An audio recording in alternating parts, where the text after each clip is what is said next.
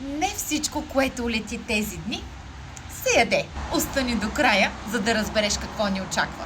На 21 май луната влиза в Лъв и заедно с сезона на близнаците във въздуха има страшно много движение, много думи и много шум. И точно тук е уловката. Има и много объркване и измами.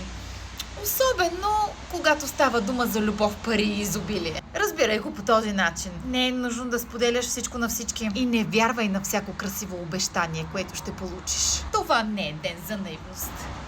Това е ден за наблюдение. Обаче на 22 май енергията се преобръща. Ако последните дни са били мътни, то луната в Лъв помага нещата да се изяснят много по-бързо. Възможна е рязка промяна, бързо подреждане и дори усещане, че в любовта нещо идва почти съдбовно.